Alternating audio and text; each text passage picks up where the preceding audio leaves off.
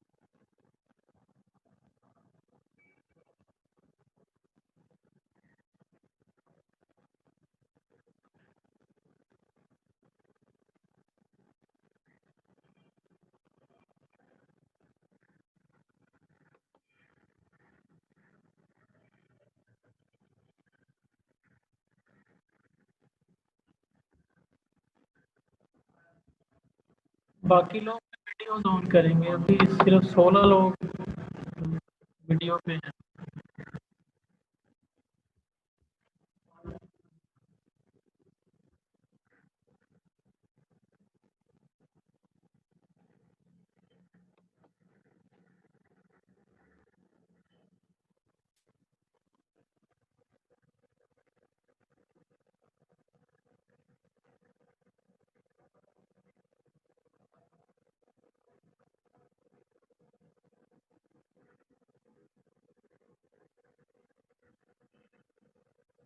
ये बॉयज़ भी शर्मा रहे हैं वीडियोज़ ऑन करने से। इनको क्या इशू है?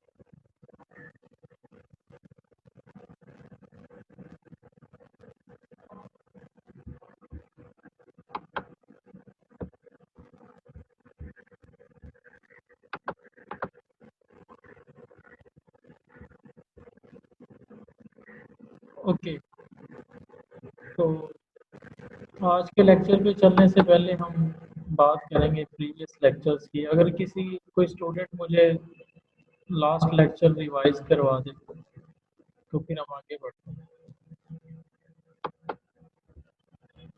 जी, कोई भी स्टूडेंट जो है लास्ट लेक्चर जो हमने डिस्कस किया था उसके हवाले से कुछ बताना चाहे बाय रेजिंग हिज हैंड।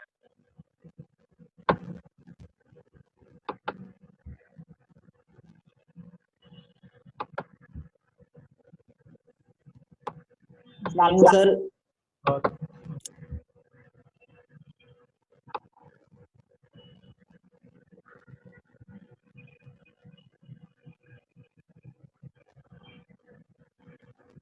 जी बेटा बताएं लास्ट लेक्चर में क्या क्या डिस्कशन हुई थी, फिर उससे आगे हम इसको लेके चलेंगे।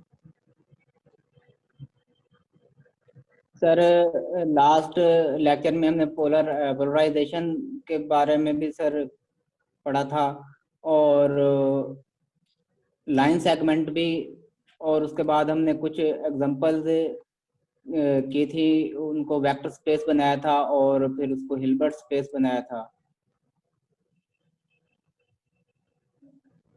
Okay, alright. नेक्स्ट कोई स्टूडेंट कोई बताना चाहता है मजीद इसमें? और सर पर्क के बारे में भी हमने मजीद डिस्कस की थी। जी, वर्क को भी हमने डिस्कस किया था। कोई और स्टूडेंट इसमें ऐड करना चाहिए?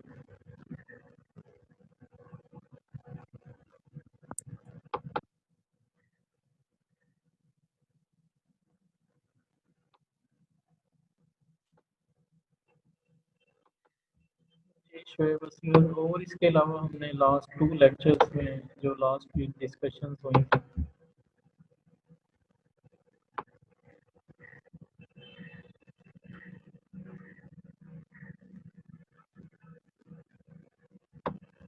जी शोएब अस्सलाम वालेकुम सर। वालेकुम। सर हमने ऑर्थोनॉर्मल सेट्स हिल्बर्ट स्पेस में वो भी डिस्कस किए थे। जी बिल्कुल, ऑर्थोनॉर्मल सेट्स। और एक प्रोजेक्शन थ्योरम था सर, हाँ, H is equal to M plus M perp वाला। वो भी प्रूव किया आपने। और एक वो सर, दो हमारे पास अगर एम और एन दो सब स्पेसेस हों, तो हमने एक सेट डिफाइन किया था एम प्लस एन। जी, हाँ वो भी सब स्पेस बन गया था। जी सर। हाँ ये भी एग्जैक्टली, ये भी हमने डिस्कशन की थी। और एक ये 5.1 थ्योरम भी हमने किया था, इसका एक पार्ट हमने प्रूव किया था, 6th पार्ट। ऐसे ही है ना? जी जी सर, वो सब स्पेस प्रूव किया था। और उसके बाद इसके सारे पार्ट्स प्रूव किए थे और 6th पार्ट मैंने खुद करवाया था। उसके बाद क्लोजनेस प्रूव करना सीखा था कि क्लोज कैसे करना है किसी भी सब स्पेस को। ऐसा ही है ना? जी सर। ये थ्योरम भी किया था, छोटा सा थ्योरम था ये। अच्छा, उसके बाद हमने ये जो लेंथी थ्योरम्स थे, ये मैंने आपके लिए छोड़ दिए थे कैलकुलेशंस। इसमें कोई बात जी समझ सर। ना आई हो तो आप पूछ सकते हैं। तो ये जो लेंथी थ्योरम्स है ना, तो जी सर। एक ये वाला और एक ये वाला, जहाँ से आपको समझ नहीं है, क्लियर नहीं है, वो आप चले आज नहीं कल भी पूछ सकते हैं। कल तक का टाइम है इन दोनों थ्योरम्स को अंडरस्टैंड करने का आपके पास, क्योंकि ये जी सर। रफ कैलकुलेशन है। यहाँ पे वाइट बोर्ड होता तो शायद हो जाती, यहाँ फिर ऑनलाइन में इनको कैलकुलेशन थोड़ी प्रॉब्लमेटिक होंगी। वो सिंबल्स यहाँ पे नहीं मिलेंगी कीबोर्ड्स पे, तो ये सारी चीज़ें। अच्छा, ये m प्लस एन वाला भी हमने कर लिया था। और ये भी हमने किया कि डायरेक्ट सम कब होता है, जब इंटरसेक्शन में सिर्फ 0 आए और जी सर। अ, उस स्पेस का हर एलिमेंट m प्लस एन की शक्ल में लिखा जाए। ऐसे लिखा ही था जा ना? सकता। जी सर। तो डायरेक्ट सम हो जाएगा। उसके बाद हमने ये क्लोजनेस 5.18, ये भी इजी सा थ्योरम है। क्लोज करना है इसको, क्लोजनेस का वो प्रोसीजर मैंने आपको बता दिया हुआ है, उसी तरह से क्लोज कर देंगे। अच्छा, प्रोजेक्शन थ्योरम था, बड़ा आसान था। दो सेट्स को इक्वल करना था, ये यकीनन आपने कर लिया होगा। जी सर। तो इसको हम कर रहे थे रिवाइज। तो ऑर्थोनॉर्मल सेट्स भी हम काफी हद तक डिस्कस कर चुके थे। जी सर। ये ऑर्थोनॉर्मल बनाने का तरीका भी था, किसी भी वेक्टर को ऑर्थोनॉर्मल बनाना है तो पहले तो उसे क्या होना चाहिए, ऑर्थोगोनल, और उसके बाद उसका उसके नाम पे वो उसको अगर क्रोनिका हम डिवाइड डेल्टा कर वाली सर। देंगे, जी किसी सर। भी वेक्टर को अगर उसके नाम पे डिवाइड कर दिया जाए तो वो क्या बन जाता है, और तो नॉर्मल नॉर्मल। बन जाता है। जैसे कि इसने बनाया भी हुआ है, ये देखिए फार्मूला से ही नजर आ रहा है कि अब इसका अगर आप लेंगे ना, ऑर्थोनॉर्मल का मतलब है उसका नाम 1 आए। जी सर। ये आप देख भी सकते हैं, ये वाला जो वेक्टर है, वेक्टर ओवर 8 से 9, नौ। तो यहाँ से तो बड़ा इजी हो गया, किसी भी वेक्टर को हम ऑर्थो नॉर्मल वेक्टर में कन्वर्ट कर सकते हैं। जी सर। ऐसे ही है ना? जी सर। तो आज का जो हमारा बेटा टॉपिक है वो है बेसल्स इनइक्वालिटी। ये इसका नाम जो यहाँ पे लिखा भी हुआ है, बेसल्स इनइक्वालिटी। और एक और इससे रेलिवेंट थ्योरम है जनरलाइजेशन भी है। जनरलाइजेशन ऑफ बेसल्स इनइक्वालिटी है। उसके बाद ये कंप्लीटनेस है, रिलेशंस है, जोन्स लेमा, वो तो रिकॉल है उसका, ये हम ऑलरेडी कर चुके हैं जोन्स लेमा।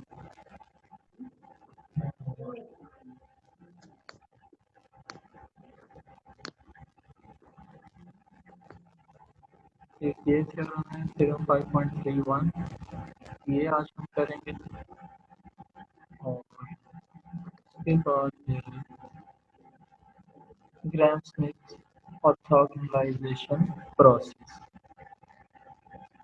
जी स्टूडेंट्स, ये नाम सुना सुना नहीं लग रहा? चले पहले इसी पे बात करूँ।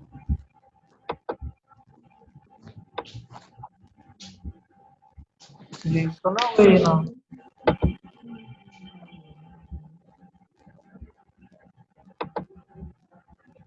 द ग्राम स्मिथ जी सर।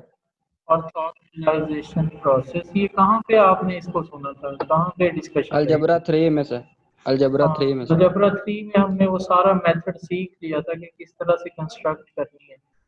तो ये ग्राम स्मिथ ऑर्थोगोनलाइजेशन प्रोसेस ये कहता है कि अगर किसी भी इनर प्रोडक्ट स्पेस की बेसिस गिवन है, जी सर, तो उसे उस गिवन ऑर्थोनॉर्मल सेट बना। बेसिस को ऑर्थो नॉर्मल बेसिस में कन्वर्ट किया जा सकता है और उनकी तादाद वही रहेगी जो गिवन बेसिस की तादाद, तादाद थी। यानी कि डायमेंशन में फर्क नहीं आएगा।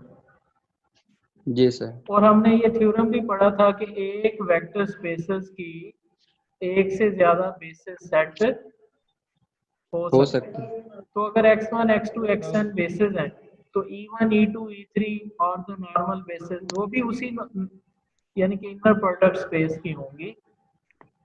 तो यहाँ से ये जी सर। इंफॉर्मेशन भी मिलती हैं, एक सेट की कम से कम 2 बेसिस तो ढूंढी जा सकती है।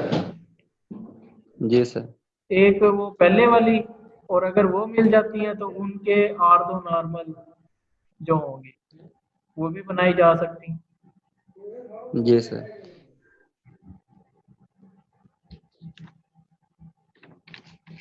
तो ये टॉपिक करवाने की ज़रूरत है तो मुझे आप बता दें बाय रेजिंग हैंड।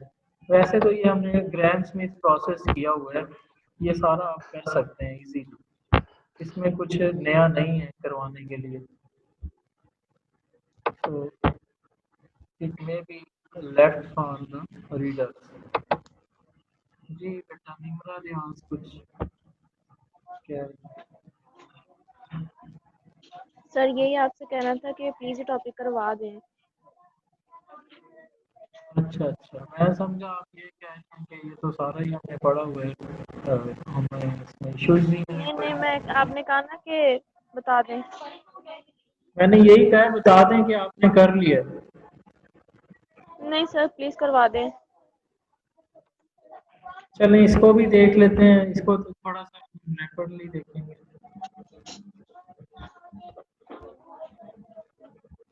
ये है तो जस्ट फार्मूला ही ना कि किस तरह से नई बेसिस बनानी है पुरानी को यूज करके, ऐसे ही था ना शुएब?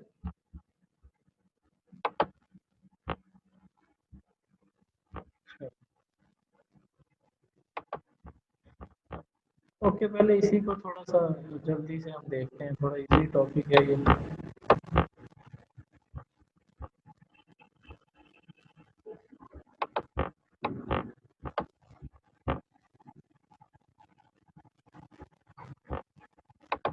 चलिए बेटा, ये कह रहे हैं suppose that x1 x2 xn is a linearly independent set in a Hilbert space A, then there exists an orthonormal set with the property that each of the that for each n the linear subspace spanned by E1, E2, E3, En is the same as that spanned by x1, x2, x3, x so xn। अच्छा, इसमें यहाँ पे इसने थोड़ी सी गलती की हुई है, इसको आप xn तक ये वाला पोर्शन इसका कट कर देंगे। ये हमने सपोज किया हुआ है कि कोई हमारे पास एक हिल्बर्ट स्पेस है, फाइनाइट डायमेंशनल हिल्बर्ट स्पेस है, उसकी डायमेंशन n है और उसके जो बेसिस में एलिमेंट्स की तादाद है वो है n। तो ये वाला हिस्सा प्लीज ये डिलीट कर देना आपने यहाँ से, सिर्फ बेसिस में n एलिमेंट्स हैं। और अगर इसको जनरली करना है फिर आप कर सकते हैं। जनरली अगर आप इसने थ्योरम को बयान किया हुआ है फिर आप करेंगे इसको एज इट इज लिखा रहने देंगे। तो प्रूफ इसका क्या है जी? प्रूफ इसका हमने करना है बाय इंडक्शन मेथड। तो कहता है clearly x1 not equal to 0। क्यों नहीं है जी equal? x1 not equal to 0 क्यों नहीं है? इस थ्योरम में क्या सपोज कर लिया गया है? चले गिवन क्या क्या है हमारे पास वो देख लेते हैं। गिवन क्या है जी? H इनवर्स स्पेस और दूसरा क्या बताया हुआ है?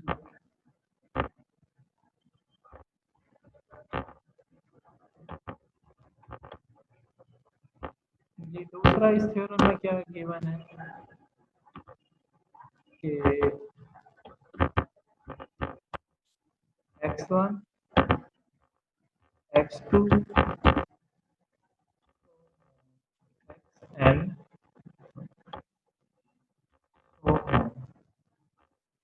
और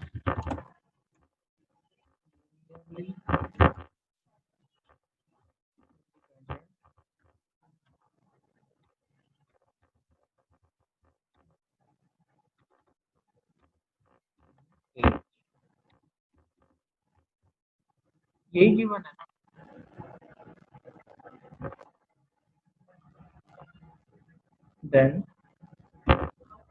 देन के बाद वाले सारा पोर्शन हमें प्रूव करना है। Then we have to show that E1 there exists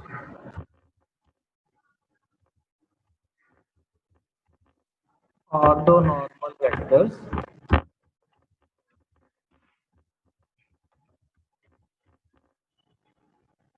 E1, E2, E3, and so on, such that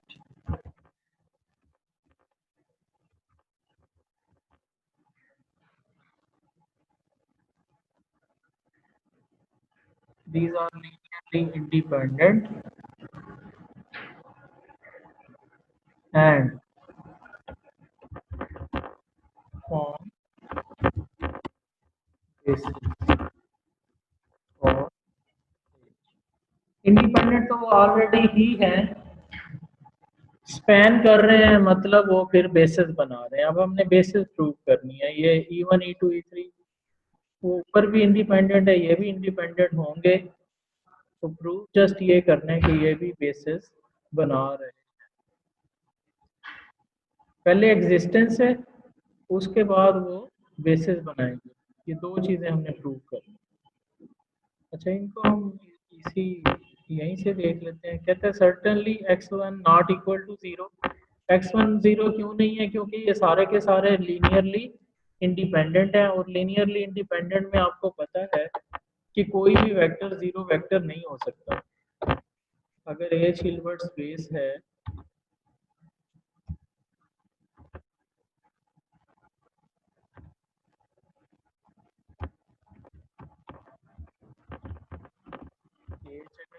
पास बेटा हिल्बर्ट स्पेस है और x1 x2 so on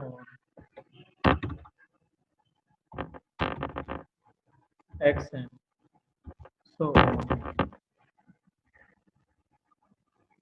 linearly independent हैं। तो हमारे पास बड़ा क्लियर थ्योरम था अलजेब्रा 3 में कि इनमें कोई भी वेक्टर जीरो वेक्टर नहीं होगा, और अगर किसी में जीरो वेक्टर आ जाता था तो उसके स्केलर को नॉन जीरो हम रख सकते हैं, आपको पता हो। तो फिर उसका अगर किसी का स्केलर नॉन जीरो हो जाए, समझ लें वो डिपेंडेंट वेक्टर है। तो क्लियरली कोई भी वेक्टर जीरो नहीं है because the set is linearly independent. अगर जीरो नहीं है तो उसका नॉर्म भी आप समझ सकते हैं कि उसका नॉर्म भी जीरो नहीं है। ठीक है जी, उसका नॉर्म बिल्कुल भी जीरो नहीं हो सकता। If x1 not equal to zero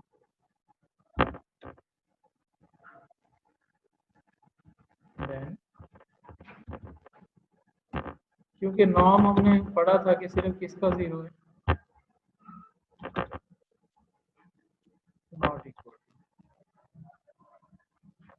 okay, तो इसका मतलब इसको ऑर्थो नॉर्मल बनाया जा सकता है कि जीरो इसलिए चेकिंग की है कि हमने डिवाइजर में लिखना है नॉर्म को। नॉर्म को कहाँ पे लिखना है? डिवाइजर में। और एक नया वेक्टर बनाना है, उसका नाम रखना है E1। E1 will be equal to पहला वेक्टर जो हमें पहला ऑर्थो नॉर्मल वेक्टर लेना है, वो पहले जनरल वेक्टर को उठा के डिवाइड करना है इस पे।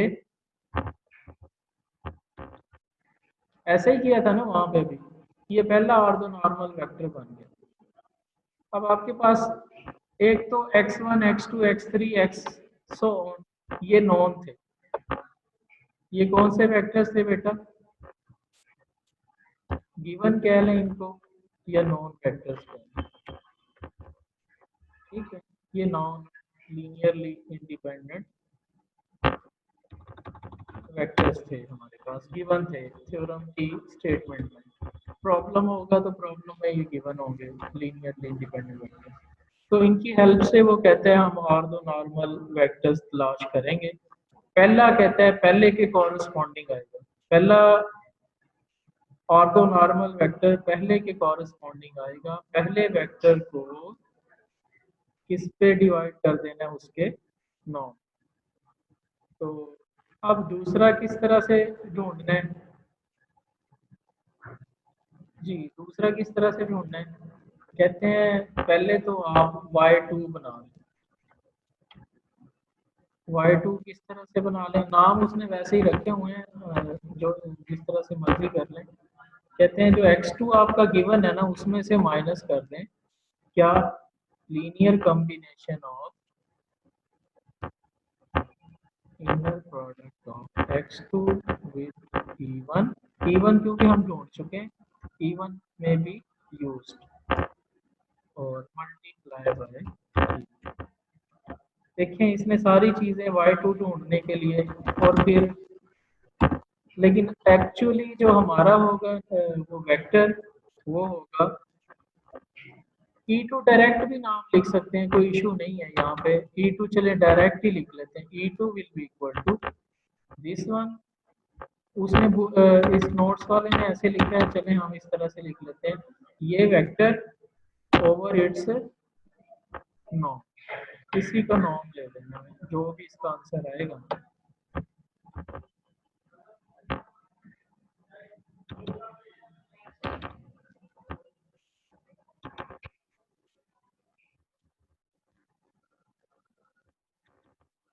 ठीक है जी।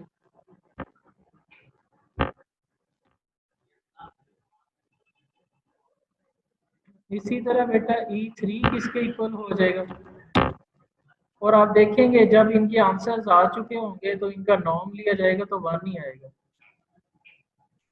और इसी तरह E3 किसके इक्वल हो जाएगा? जल्दी से मुझे बता दें। E3 will be equal to x3, उसी तरह से माइनस इनर प्रोडक्ट ऑफ किसका? x3 का विद जी यहाँ से इसको देख सकते हैं, बड़ा इजी सा है ये। Inner product of x3 with e1 minus inner product of x3 with e2 or divided by the norm of this vector।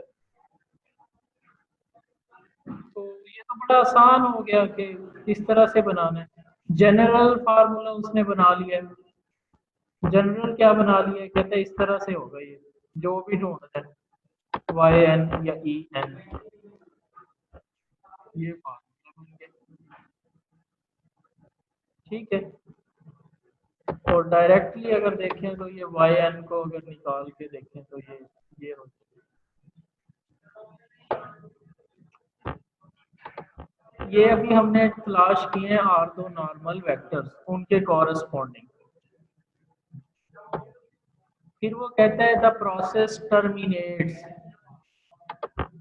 ऐसे ही चलते जाएंगे चलते जाएंगे चलते जाएंगे ढूंढते जाएंगे।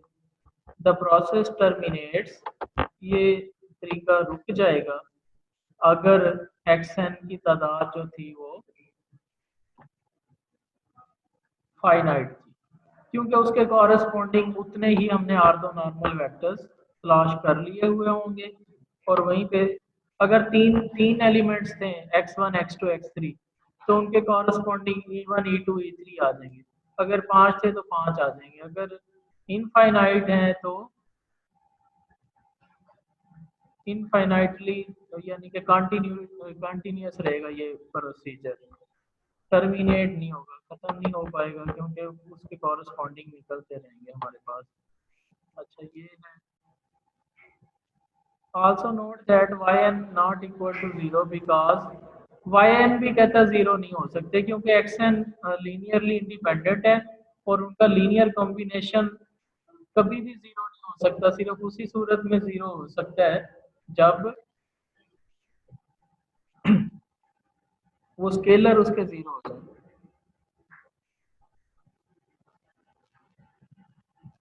Thus En is well defined, the definition of En is valid। हाँ, ये हमने existence शो करवा दिया यहाँ तक।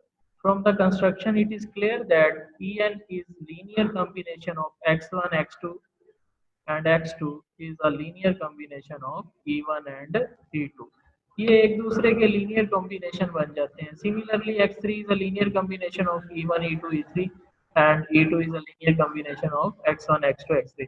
So by induction of each xn is a linear combination of e1 e2 e3 en, और each x is a linear combination of x1 x2 x3।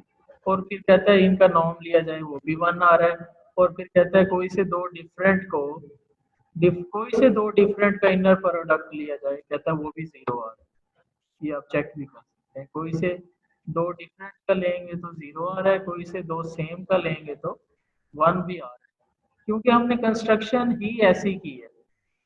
तो आपने इस थ्योरम में प्रूव भी यही करना है कि पहले तो कंस्ट्रक्ट करने के बाद इनको क्या बनाना है, ऑर्थो नॉर्मल शो भी करवाना है। ऑर्थो नॉर्मल शो करवाने के बाद इनको लीनियरली इंडिपेंडेंट भी शो करवाना है। लीनियरली इंडिपेंडेंट शो करवाने के बाद इनको बेसिस भी शो करवाना है, उसी दी हुई हिल्बर्ट स्पेस के अकॉर्डिंग। तो कोई क्वेश्चन यहाँ तक आप पूछ सकते हैं, फिर आगे चलते हैं।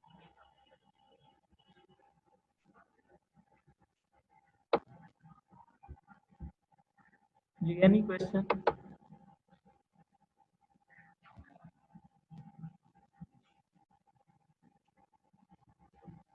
ओके, ये तो फिर आपको क्लियर हो चुका है, इसमें तो कोई क्वेश्चन भी नहीं आ रहा। आगे बढ़ते हैं फिर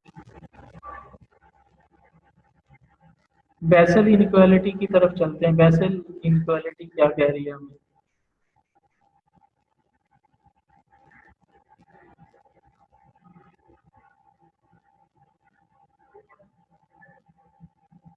चलें पहले हम स्पेसिफिक बेसल इनइक्वालिटी कर लेते हैं, उसके बाद दूसरी पे चलेंगे।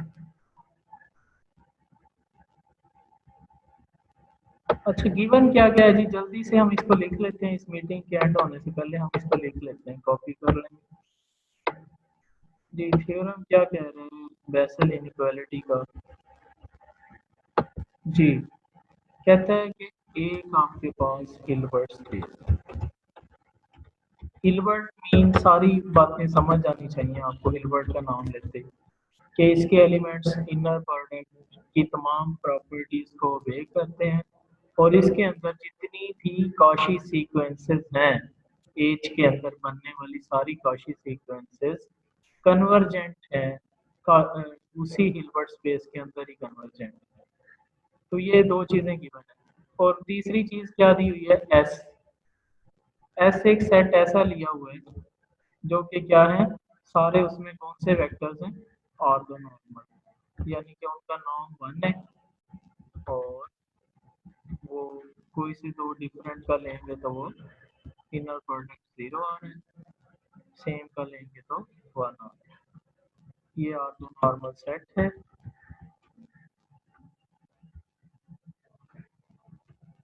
नॉर्मल सेट, ये सब सेट कह लें इसको।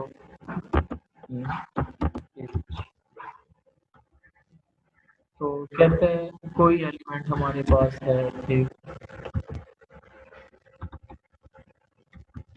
x is an element of H, Hilbert space का कोई भी एलिमेंट है, then and in H, then क्या हो रहा है, कहता है कि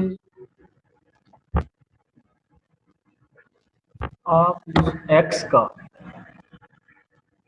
गौर से देखिएगा, आप उस फिक्स किए हुए वेक्टर का इनर प्रोडक्ट लेते जाएं, किसके साथ, ईज के साथ, x का इनर प्रोडक्ट E1 के साथ लें, प्लस प्लस क्या कह रहे हैं, मॉडुलस भी करते जाएं, मॉडुलस भी कह रहे हैं। हो सकता है इनर प्रोडक्ट का आंसर कॉम्प्लेक्स में आ जाए, हमने पढ़ा था ना इनर प्रोडक्ट कॉम्प्लेक्स में लेके जा सकता है या रियल। इनर प्रोडक्ट ले लें आप E2 से, किसी भी एज के किसी भी वेक्टर का ऑर्थोनॉर्मल सेट के तमाम एलिमेंट से हम क्या लेते जा रहे हैं, इनर प्रोडक्ट भी लेते जा रहे हैं और उसका बल्कि स्क्वायर भी करता जा रहे हैं, स्क्वायर भी करते जाए, स्क्वायर भी करते जाए,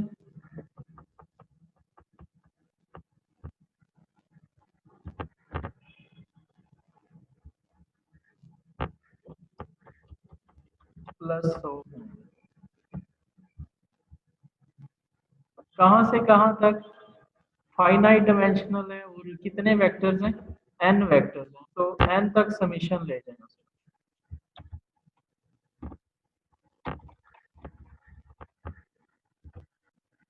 ई एन है ना, तो ई एन तक इनर प्रोडक्ट ले लें आप और स्क्वायर्स करते जाएं, मॉडुलस लेते जाएं, हो सकता है कॉम्प्लेक्स नंबर भी आ सकते हैं, विल बी लेस देन और इक्वल टू,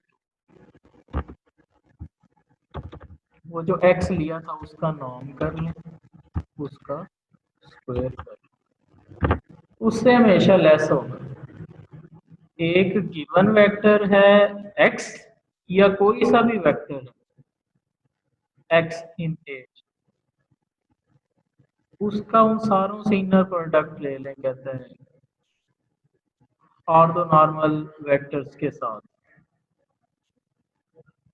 अच्छा ऐसा हो क्यों रहा है भला, ऐसा हो इसलिए रहा है क्योंकि ये जो ईज है ना, ईज के डिवाइजर में एक्चुअली उनका नॉर्म मैक्सिमम कितना आएगा, 1 आएगा, 1 मैक्सिमम नॉर्म।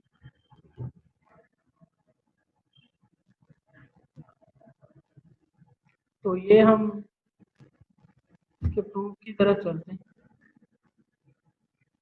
और दूसरा इसमें क्या प्रूव करना है, and x minus this summation की शक्ल में अगर लिखना चाहें हम, क्योंकि समीशन की यहाँ पे नोटेशन नहीं है, सम फ्रॉम, चलें इसको मैं ऐसे ही वर्बली लिख देता हूँ वर्ड्स में, सम from I to N,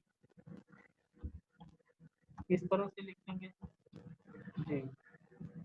inner product of सारे आई के साथ एक्स का लिया जा रहा है, inner product of x I E I, x तो फिक्स कर दिया हुआ है और उसका मॉडुलस, ये मॉडुलस और जो है ना इनर प्रोडक्ट ये पहले लेने हैं, बाद में प्लस करना है।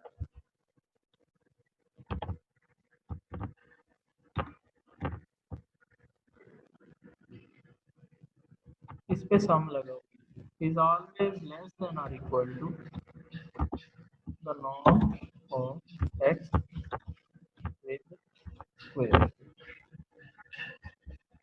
और दूसरा हमने कहते हैं क्या प्रूव करना है कि x माइनस दिस समीशन, वही समीशन जो हमने लिया हुआ है, x माइनस दिस समीशन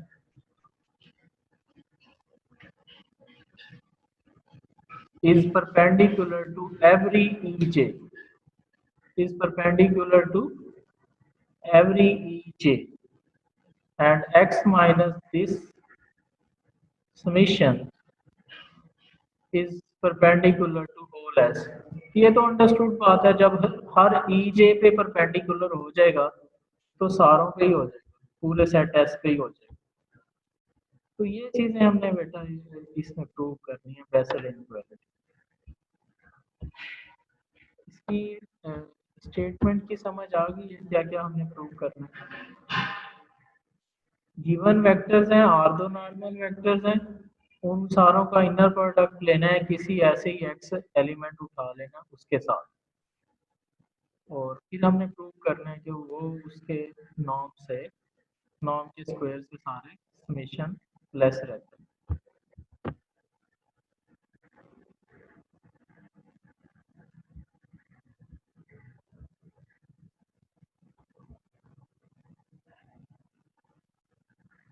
चलें इसको हम नेक्स्ट करते हैं।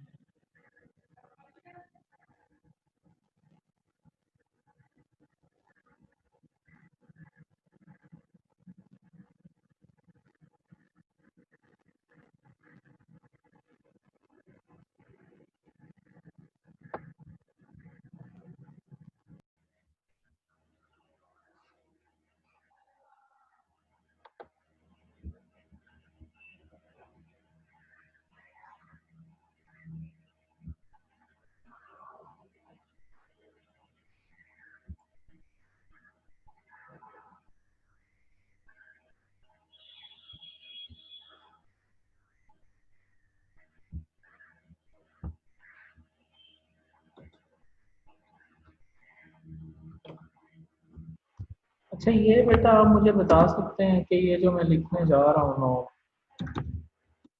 नॉर्म एक्स माइनस, अच्छा जहाँ पे भी मैं सम लिखूंगा आपने समझ लेना है वो समीशन नोटेशन, तो यहाँ पे समीशन नोटेशन नहीं है, इसी को यूज कर रहा हूँ। Sum of E I multiply by E I,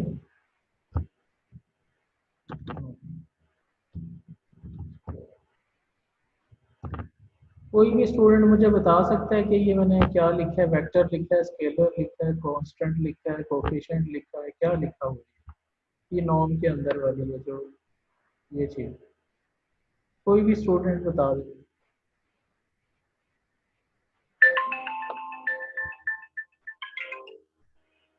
ji, by raising hands।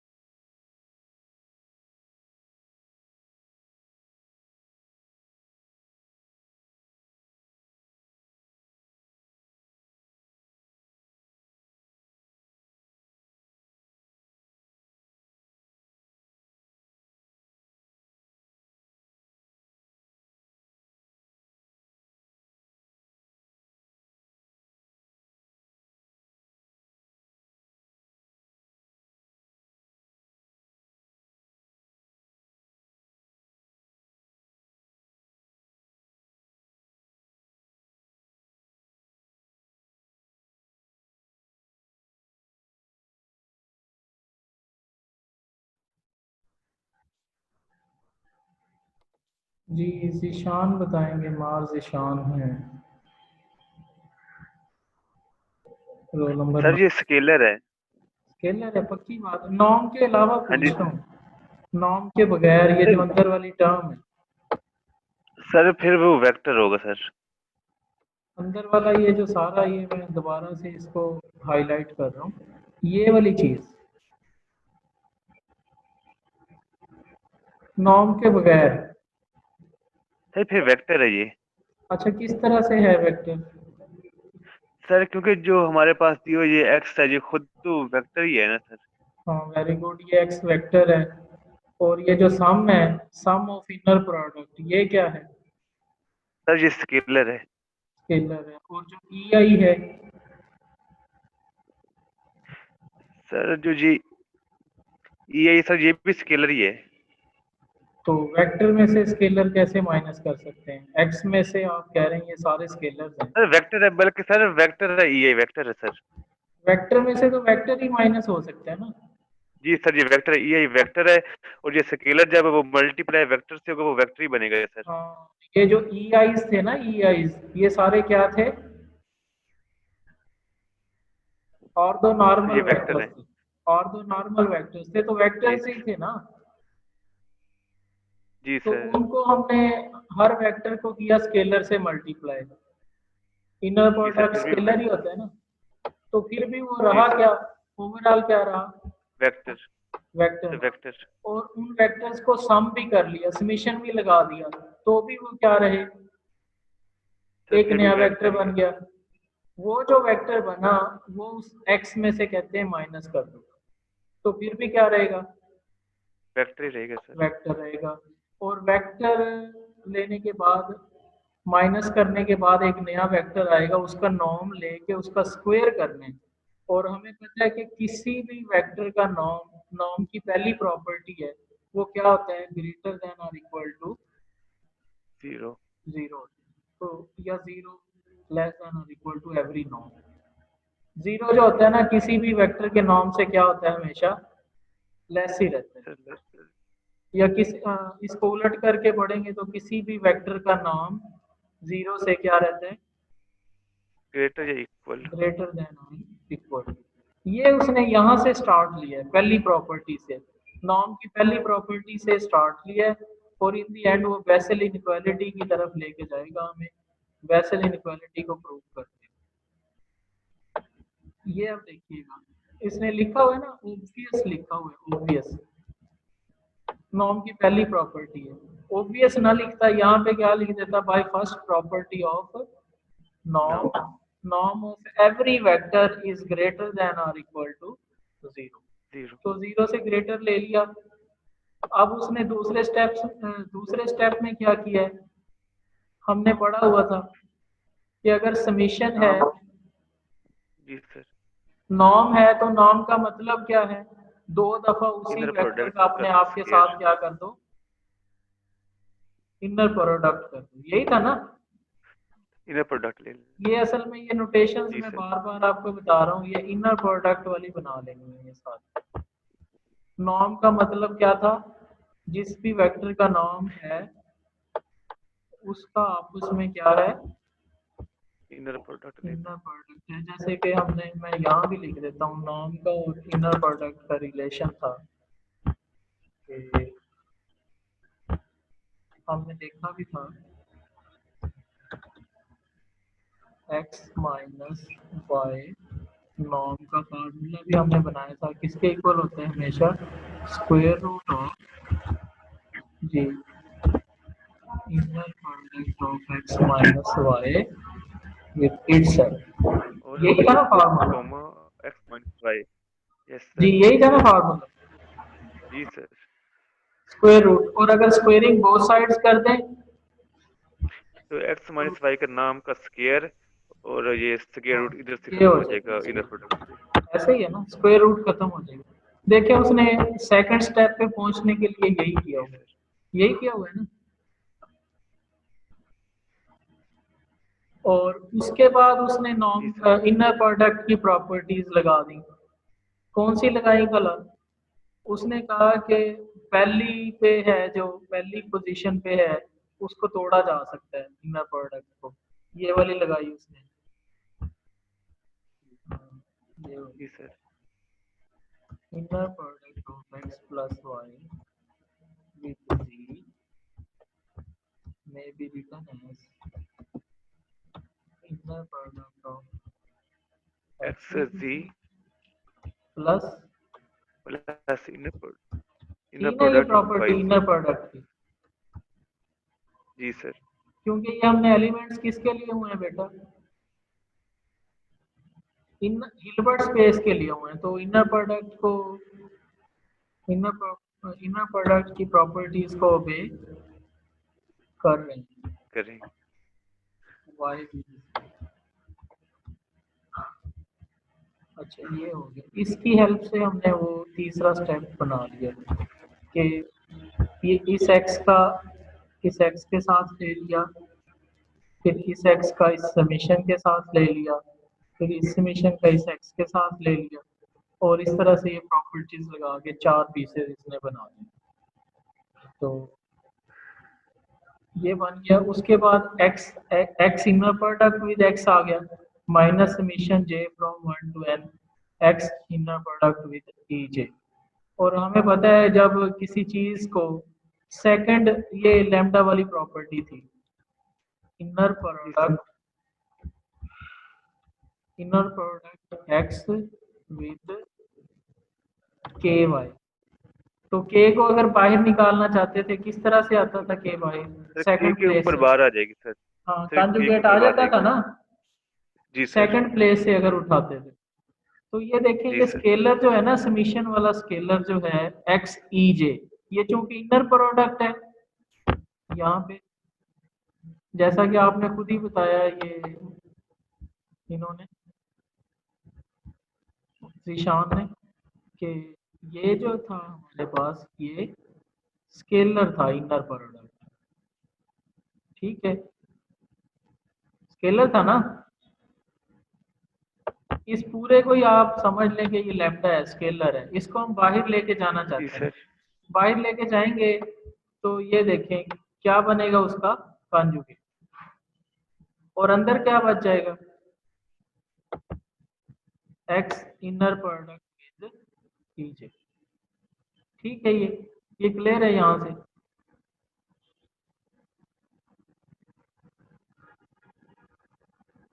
Scalar जो है सेकंड प्लेस से अगर हम बाहर लेके जाना चाहते हैं तो स्केलर का क्या हो जाया करेगा, कॉन्जुगेट। ये सारा स्केलर हमने इनर प्रोडक्ट से बाहर निकाल लिया है। मैं दोबारा से इसको एक्सप्लेन करता हूँ।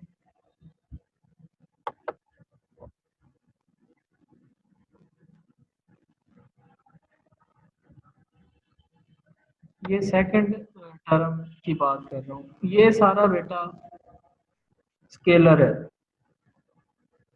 समीशन भी है, सम पहले समीशन अलग अलग किए हैं और फिर क्या किया है, ये जो स्केलर्स हैं ये बाहर करने के लिए हमने उनका कॉन्जुगेट ले लिया, हर किसी के साथ कॉन्जुगेट, और अंदर क्या बचेगा, ये x बचेगा और ई जे बच जाएगा, इनर प्रोडक्ट। इनर प्रोडक्ट ठीक है, अब देखें अब ये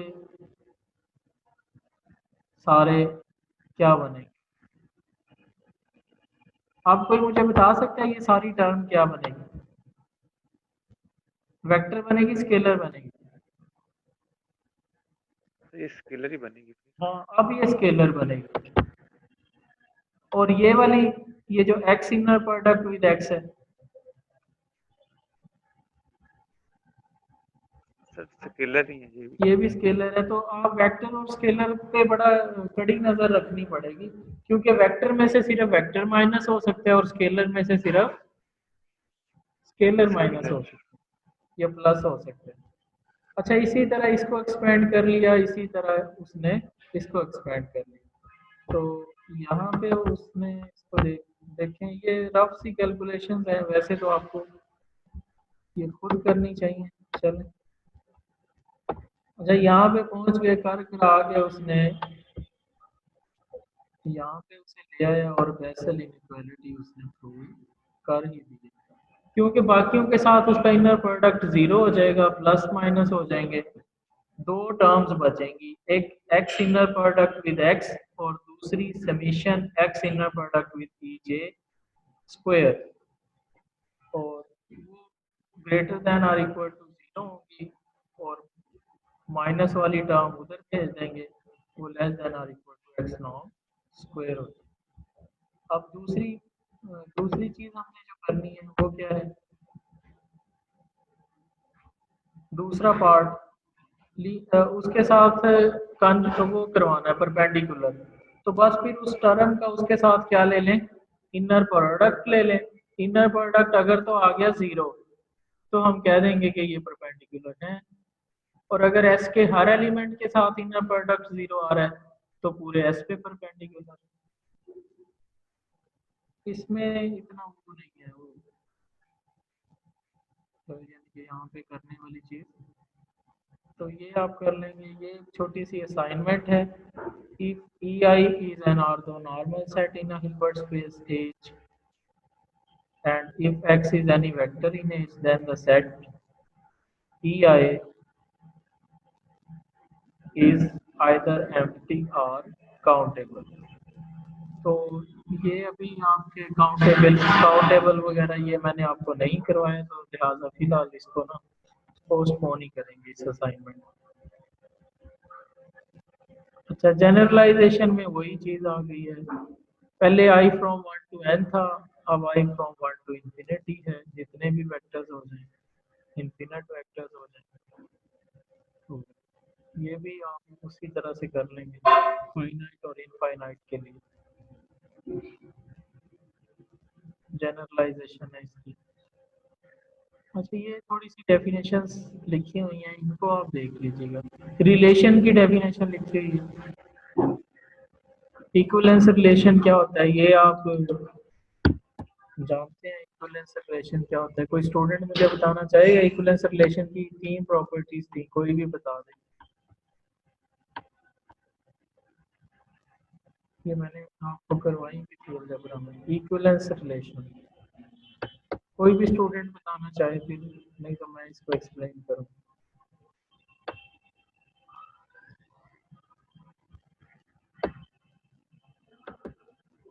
जी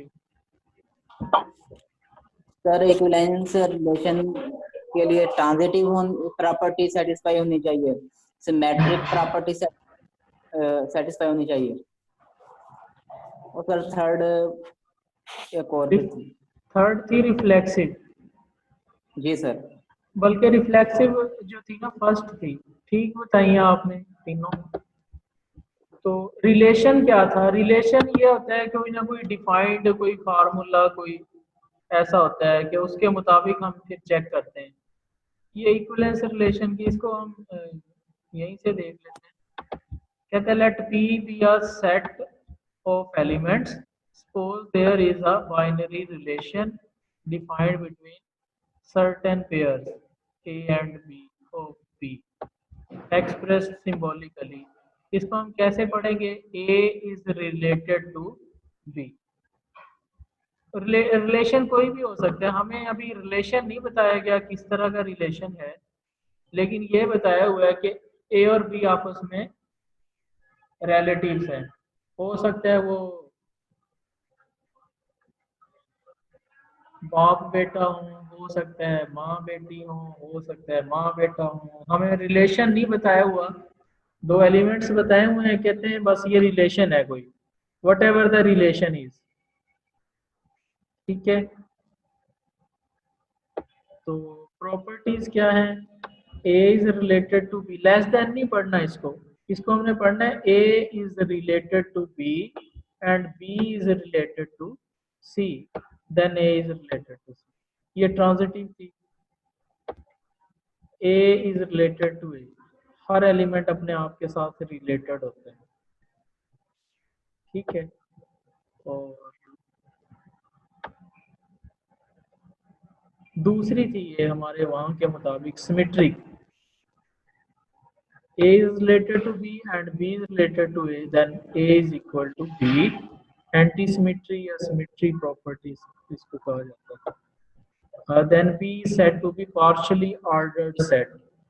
अगर किसी सेट में रिलेशन पाया जाए इस तरह का, तो उस सेट को हम क्या कहेंगे कि सेट क्या है, partially ordered set है. For example, P is the set of all subset of given set X. The set inclusion A subset of B gives a partial order of P. इस example को आप खुद ही समझने की कोशिश करेंगे, बड़ी आसान सी है सेट्स वाली. अच्छा, नंबर 2 पे डेफिनेशन लिखी हुई है, if P is a partially ordered set, moreover, if for any pair AB in P, either A is related to B or B is related to A, then P is said to be completely या totally ordered sets. ठीक है, topologically या totally कह रहा है कि linearly simply ordered set. हाँ, अगर कहते हैं कोई से भी दो एलिमेंट्स आपस में क्या हो, रिलेटेड हो,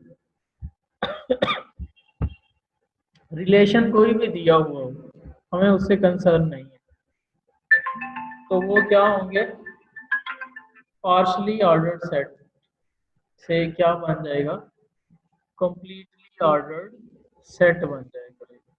ठीक है, उसके बाद ये जोन्स लेमा हम पढ़ के आ चुके हैं, इसको फिर से देख लेते हैं जोन्स लेमा क्या कह रहे हैं. ये भी बड़ा हेल्प करेगा हमें अगले 2 थ्योरम्स को प्रूव करने में.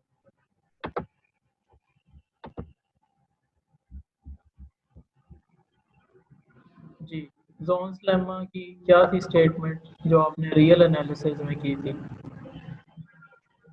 Jones lemma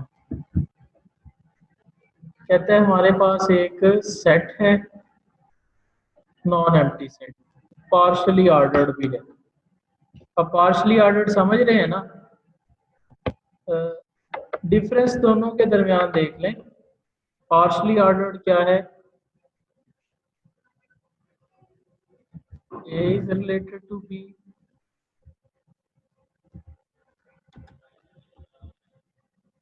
A is related to A, sorry B, then and B is related to A, then A is equal to B. Third one is A is related to D and D is related to C, then A is related to C. ये तो थी partially ordered की.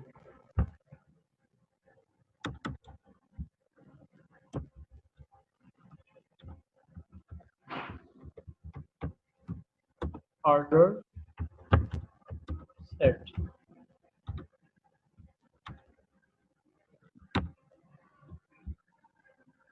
तो दूसरी क्या है definition,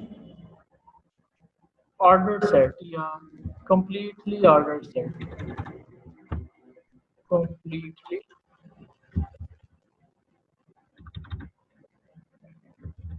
ordered set, उसकी बेटा क्या हो जाएगी, पहले तो उसे यही तीनों पूरी करनी चाहिए. कंप्लीटली ऑर्डर्ड बनने के लिए पहले पार्शली तो बने ना, उसके बाद कौन सी सेटिस्फाई करे वो,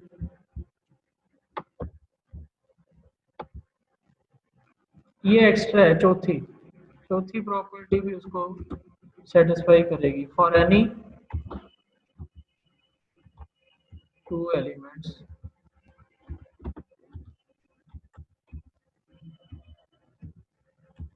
A P belong to P, A is related to B.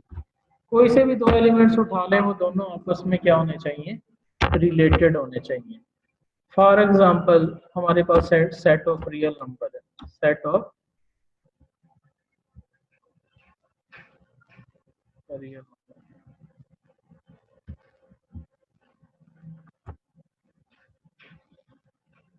ये कंप्लीटली ऑर्डर्ड सेट है. इसके कोई से भी दो एलिमेंट्स आपस में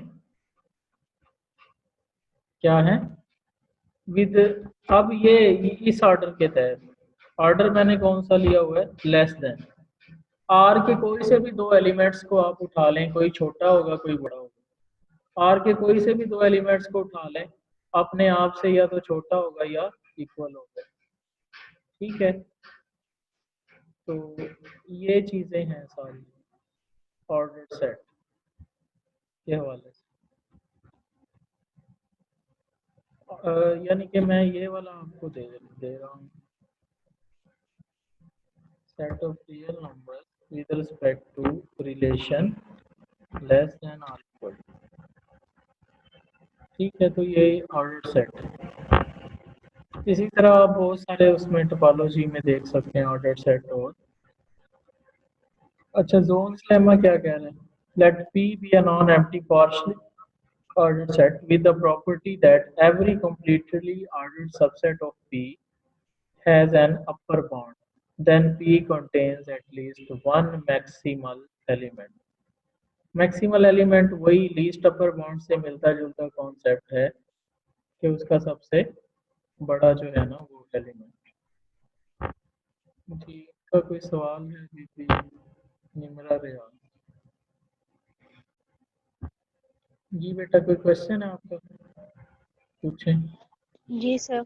सर ये जो आपने सेट ऑफ रियल नंबर्स वाला बताया था 5 प्रॉपर्टी में, कंप्लीटली ऑर्डर सेट वाले में, इसका एक बार दोबारा एक्सप्लेन कीजिएगा, रियल नंबर्स वाला। हाँ, रियल नंबर्स कैसे कंप्लीटली ऑर्डर्ड सेट हैं, ठीक है, यही क्वेश्चन है ना आपका? जी। तो और ऑर्डर सेट बनाने के लिए कोई ऑर्डर चाहिए होता है। ऑर्डर मतलब कोई रिलेशन उसने बनाया लेस देन और इक्वल टू। तो पहली प्रॉपर्टी क्या है, in R every X belonging to are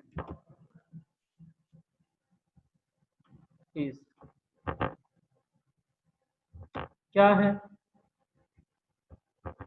are का हर एलिमेंट अपने आप से क्या है, लेस है, लेस देन है या इक्वल है। मानते हैं नहीं इसको?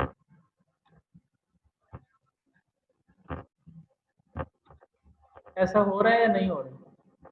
आर का हर एलिमेंट अपने आप से क्या है, लेस है या इक्वल है, पहली प्रॉपर्टी सेटिस्फाई होगी। फॉर एग्जांपल आर के अंदर से आपने उठाया 5, ऐसे ही रैंडमली, तो 5 इज इक्वल टू 5, रिलेट कर रहे हैं अपने आप से, क्योंकि रिलेशन क्या है, less than or equal to, less than or equal to. नहीं समझ आई बात? Less than are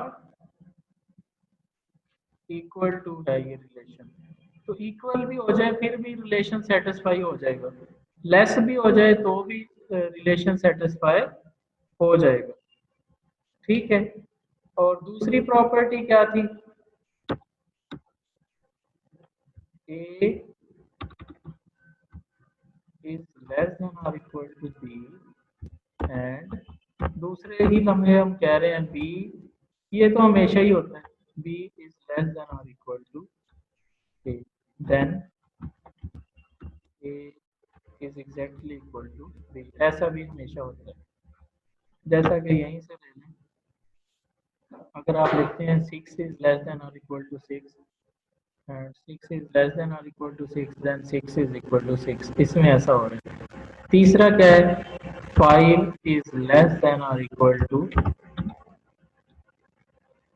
7 and 7 is less than or equal to 9, then transitive property 5 is also related to C, A is related to B, B is related to C, then A is related to C। होगा या नहीं होगा ऐसा? अच्छा, ये तीसरी property भी ओबे कर गई। अब हमने देखनी है चौथी, कि आर के एलिमेंट्स चौथी प्रॉपर्टी को वे कर रहे हैं नहीं कर रहे? जी कर रहे हैं नहीं कर रहे? देख लेते हैं।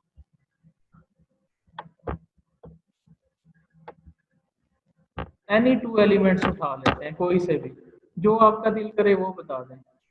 -8 और प्लस का 1000, या जो भी नंबर आर में से उठा लें आपका दिल करे।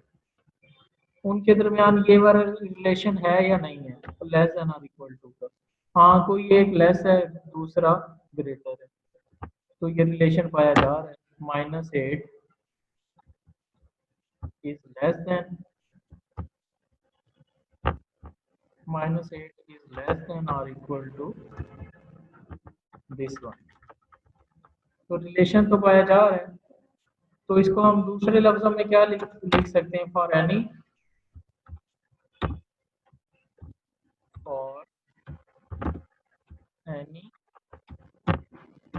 A and B from R, A is related to, relation कौन सा है? लेस देन और equal to, A is related to B। कोई से भी दो एलिमेंट्स आपस में क्या है? रिलेटेड हैं कि नहीं है? चलें, ये तो हो गया कंप्लीटली ऑर्डर्ड। कोई से भी दो एलिमेंट्स आपस में भी रिलेटेड होने चाहिए। जो भी रिलेशन आपने बयान किया हुआ है उनका आपस में क्या होना चाहिए? रिलेशन होना चाहिए। ठीक है। जैसे इसकी एग्जांपल अगर मैं आपकी क्लास को ही ले लूं, तो आपकी क्लास का एक student S1 S2 S3, S1 अगर रिलेटेड है S2 से, यानी कि उसका जो भी रिलेटेड का मतलब ये कह लें कि फॉर एग्जांपल उनकी आपस में डिस्कशन होती है, S1 की S2 से होती है और S2 की S3 से होती है, तो ज़रूरी नहीं है S1 की S3 से डिस्कशन होती है। तो ये आपका जो सेट है, आपकी क्लास का सेट है, ये पार्शली ऑर्डर्ड भी नहीं है। ठीक है। हाँ, इसकी पहली प्रॉपर्टी हो सकती है कि हर स्टूडेंट की अपने आप के साथ डिस्कशन होती है, अगर एक की दूसरे के साथ होती है और उसी की उसके साथ होती है, सिमेट्रिक भी है, ट्रांजिटिव नहीं है, और कोई से दो रैंडमली उठा लें तो उनकी भी आपस में डिस्कशन नहीं है।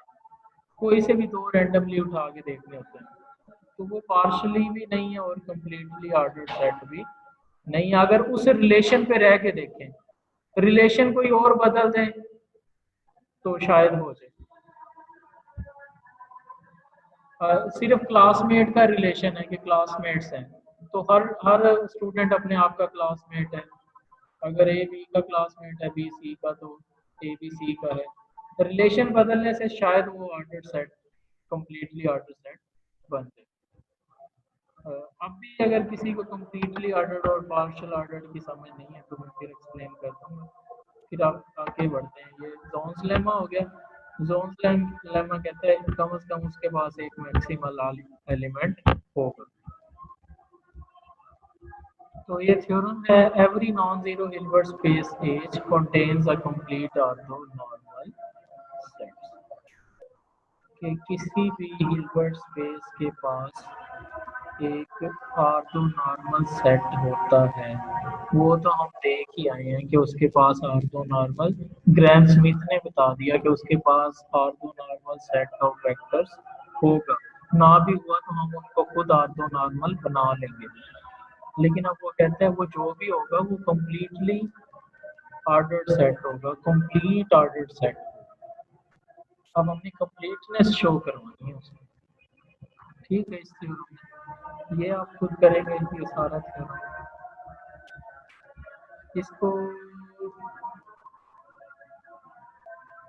इसको भी स्किप कर देंगे, ये वही बेसल्स इनइक्वालिटी है। अच्छा, ये थ्योरम आप कर लेंगे, ये इजी है। 5.31 you will do it yourself. और नेक्स्ट कल के लेक्चर में हम सिर्फ इसकी डिस्कशन ही करेंगे कि ये किस तरह से आपने इसको प्रूव कर दिया। इसके 4 पार्ट्स हैं इस थ्योरम के, बड़े इजी से है, इनकी डेफिनेशंस पे आगे इनको देखेंगे तो आप इजीली सॉल्व कर पाएंगे।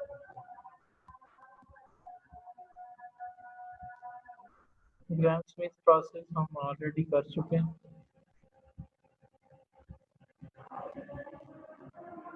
कल हम ये करेंगे कॉन्जुगेट स्पेस, ये भी हमने किया हुआ है, फिर से चलें इसको देख लें।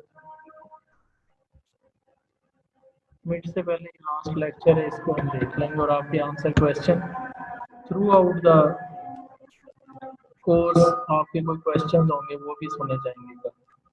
तो आप इसको आज की रात स्टडी करें, डीप स्टडी करें, कोई भी क्वेश्चन बनते हैं या कोई मिसअंडरस्टैंडिंग है या कोई भी चीज़ है तो हम कल इंशाल्लाह इसको पॉइंट अप करेंगे मिड टर्म से पहले। तो आप जल्दी से अटेंडेंस लगा लें और किसी का कोई क्वेश्चन है तो वो हैंड रेज करेंगे आज के इस लेक्चर के हवाले।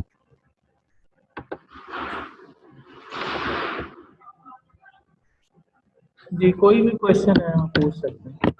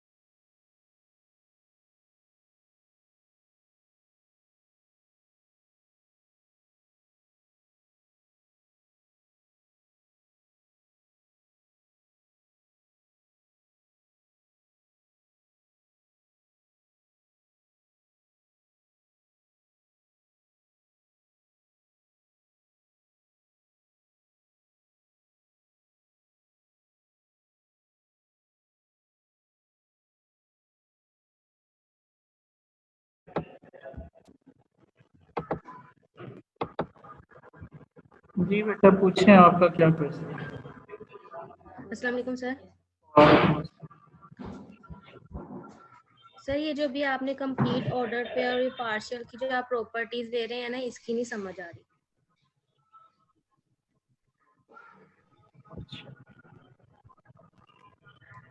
चलें, इसकी ना 3 प्रॉपर्टीज हैं।